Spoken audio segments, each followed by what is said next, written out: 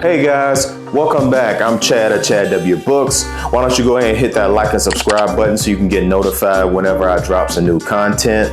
But without further ado, let's get into this video. All right, so you've decided that you're going to do it. You're going to publish your first novel. And I've seen a lot of questions about this on the forum, so I figured I'd just throw up a quick video to go over a couple of things that I wish I knew when I published my first novel. Number one is writing. So it seems simple to say, but you need to focus on your writing first. My very first novel, called The New World, I started writing that when I was about 14, 15 years old, somewhere in there. And it started as a short story for my English class. And it was something that I threw together really quick because I didn't do my homework the night before. And I went to class and everyone was like, oh, this is really good. And I was like, wow, okay, I just threw it together. But all right, so I kept writing because, I got, positive reinforcement. So I kept going with it. And then once I got to about at the end of my first year of college, I started having a lot more fun. And writing just kind of fell by the wayside, honestly. And like a lot of people, when COVID happened, everything slowed down, going through a bunch of old stuff, looking for things. And I ended up finding my story. And I was like, you know what? Why don't I publish this? And maybe a couple of family members and friends will buy some copies. I was thinking maybe 10 copies and I would be happy. Well, I put the book out there and someone on, not Google, Goodreads saw it, did a review of it. And I was like, hey, this is awesome. Okay. And so a lot more than 10 people ended up purchasing my book. But one of the things that did bug me with the writing portion of it is that once it was published and I was looking back over it, I was like, ooh, I wish I would have changed that. I wish I would have changed this, because I didn't change anything from when I was writing it previously. I just saw it, picked it up, was like, hey, I'm gonna publish this, and published it. So with the second book, I did a little bit better with it, and moving forward now, I'm doing much better with that. So writing, number one. Number two was the ISBN numbers. So with publishing my book, the first publishers that I went through was KDP, which is Amazon. And then I went through this other company called Lulu. And both of them offer free ISBN numbers, but those numbers are tied to those particular print-on-demand companies. So it's not my ISBN number. It doesn't belong to me. It belongs to Amazon, belongs to Lulu, that kind of a thing. And I didn't realize that when I published my first book. So my first book is published under an Amazon ISBN number and a Lulu ISBN number. And that always bugged me. Some people, they don't have any issues with that. They're fine with it.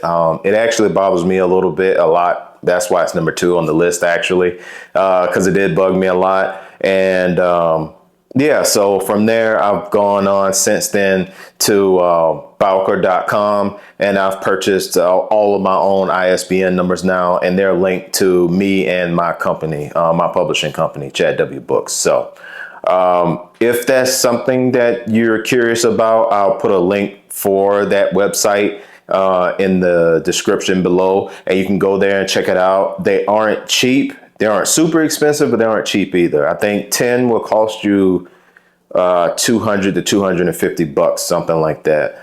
And if I'm not mistaken, I think it's $50 a piece if you do one at a time. And that's just a number without getting a barcode and a whole bunch of other things, QR codes and stuff like that. But like I said, I'll put that in the description below. Number 3 is going to be formatting the interior of your novel. It's not as much of an issue now as it was when I published my first one. I published my first novel in 2020. So back then, when you would go to, I speak for KDP and Lulu. Those are the two that I used then when I did the book. I ended up using Ingram Spark at some point. I think that was for the second book, but I'm not worried about that right now. The point is, for my first book. So with formatting, it used to be you had to go through and go into your Word document or whatever processor you're using and put everything the way that they wanted, making the gutters and all that kind of stuff like that to go with the trade size that you want your book to be, which most of mine are 5x8 now. But my very first book was a 6x9.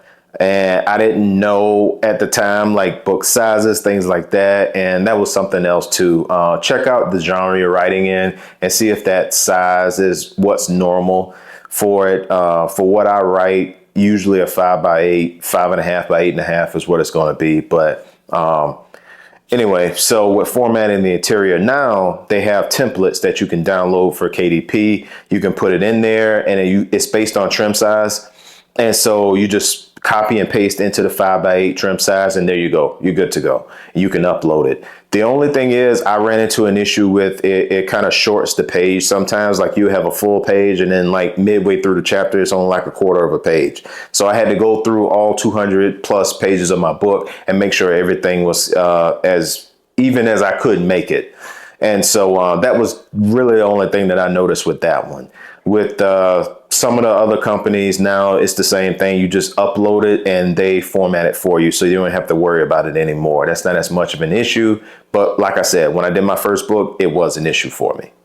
Next up is going to be the cover.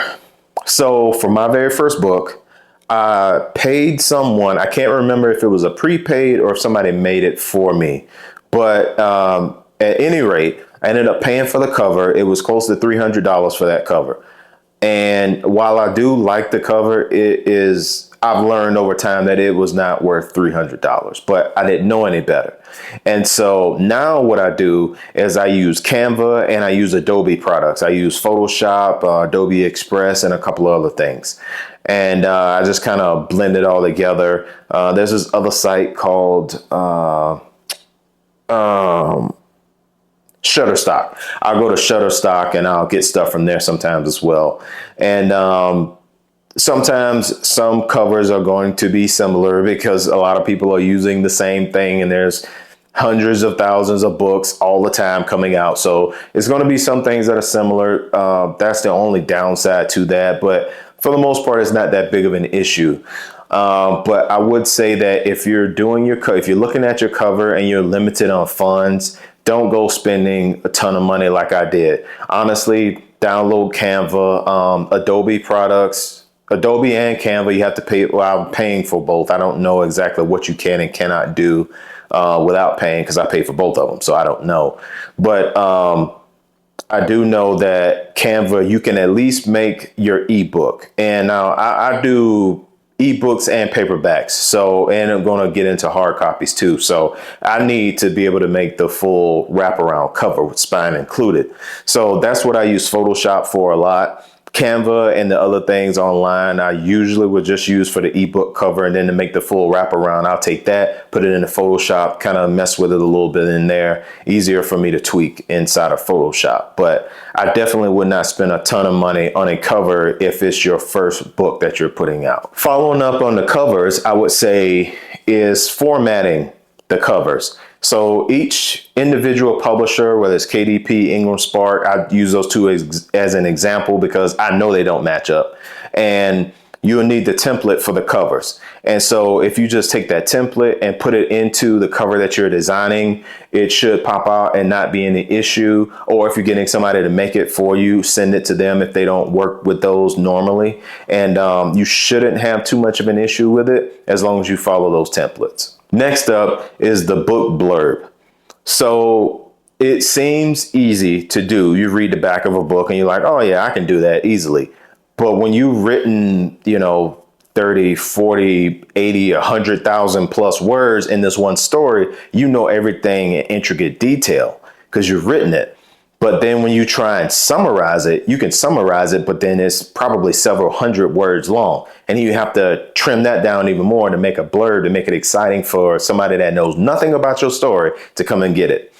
Well, I don't know about most other authors, but I know I have an issue with doing that. And so I have to do multiple edits, and I generally try and find a couple of people that don't even read that particular genre. And I send it to them like, hey, does this sound interesting? What would you change? And a lot of the times they're like, yeah, I don't really read it. That does seem interesting, but it's not my kind of a thing. And I'm like, perfect. That's exactly what I'm looking for. If you don't have anyone that reads outside of your genre, then just find some friends that are at least going to be honest with you and tell you whether or not it sucks. Because if they don't, believe me, reviewers will. Next up is going to be marketing. One of the hardest things about being an author and running your own publishing company is the marketing portion, because it does take a significant amount of time to do, depending on how you're trying to do it. And it takes away from writing, because now your mind's splintered a little bit. It's, a little bit of marketing, it's a little bit of editing, it's a little bit of this and that and all kinds of things. I make my own covers. So it can be a lot. But one thing I would say is be very careful of marketing companies, because a lot of them will take your money and they will do nothing with it. And I've had the unfortunate experience of being one of those people. And thankfully, it wasn't a ton of money, because I was originally, when I was going to do it, I was like, I don't know, this seems too good to be true. So I'm gonna just do a little bit of money. And I did. And it was basically, a wash. Be careful of the ones that say, hey, we'll submit your stuff to this huge following we have on social media. And you can go and look at their page and they got 50, 60, a million followers. But then go look at the people that they are marketing. Look at the posts that they put up. See how many likes they have versus the amount of comments they have. And because it's really easy to fill your followers with bots, and then say, hey, I got 1 million followers, come pay me some money. 1 million people will see your book. Well, it's really probably closer to 100,000 people and 900,000 bots. So it's really not worth it. And be very careful with that. The other thing I will say, kind of like honorable mention, is Vanity Publishers.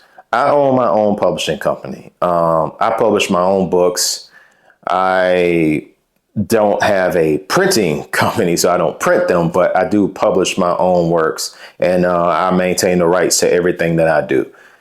Vanity Publishing, they will say, if you give us X amount of money up front, then we will publish your book. We'll do everything for you. You don't have to worry about anything. You just write, and then we'll put your book out for you. Some of them may even be like, well, we'll ghostwrite the book for you. Just give us the idea. I don't personally subscribe to that. I prefer to write my own, but, with some help sometimes from ideas or things like that, like, hey, this is an idea I have, is it kind of crappy? I'll bounce it off of people and stuff like that.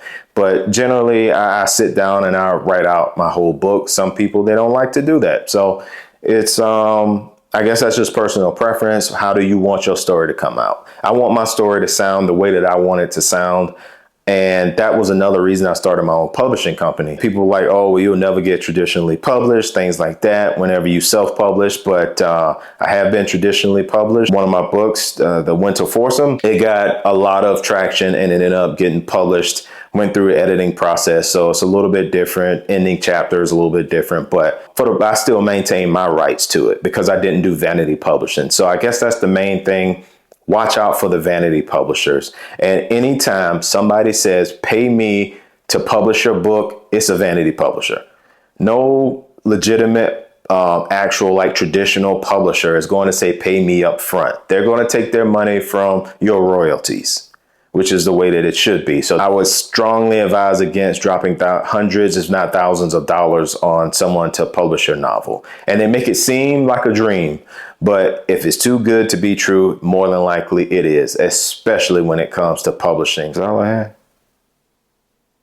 Yeah, I think that's all I got. That's all I can think of right now. And one other thing I like to mention, I would say, is editors.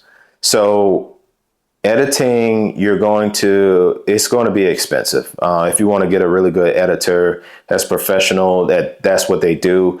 Per 1,000 words, you're looking anywhere from probably $10 per 1,000 words up to close to 50, just depending on what kind of editing you need to do, how much work they need to do, things like that.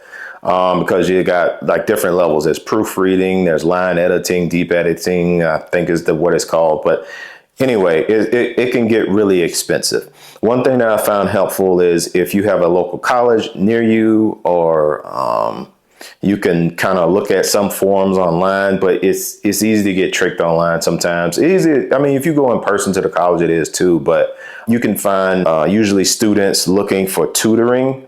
And generally, if you can find a tutoring one and contact that person and be like, hey, I'm not an actual student, I don't need tutoring, but I will pay you if you edit this novel for me. Will you be willing to do it? You may have to go through several, if not dozens of people before you find someone, but that's a nice way to help keep the cost of editing down as well. Like I said, if you have any questions or anything, drop a comment below. Let's get a dialogue started. I'm always willing to help people that are just starting out, just publishing books, because that first one, you're excited about it, but you're also a little nervous. What do I do here? What's right? What's wrong? Kind of a thing. And that's why I just came on and made this video. I know some people be like, hey, well, if you pay me, I'll teach you all this stuff.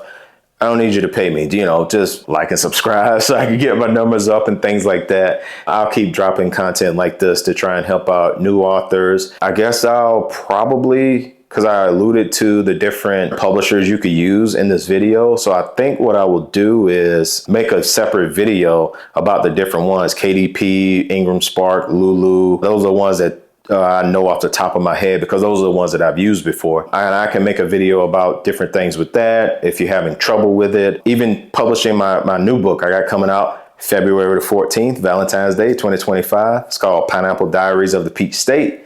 And it's going to be wherever you can get your books from. And the ebooks are already on pre-sale. So just a little shameless plug there. But there was some issues I ran into a little bit, even with doing this one. And this is my fifth. I can't remember right now. I think it's the fifth novel that I've published though, in paperback form. That's what the issue was coming in, paperback. Ebook is perfectly fine. It's the paperback that will trip you up with these different ones. Like I said, with the templates and the interior and all that kinds of stuff. So, but yeah, I think I'll drop that video here coming up soon. Thanks guys, and I'll see you next time.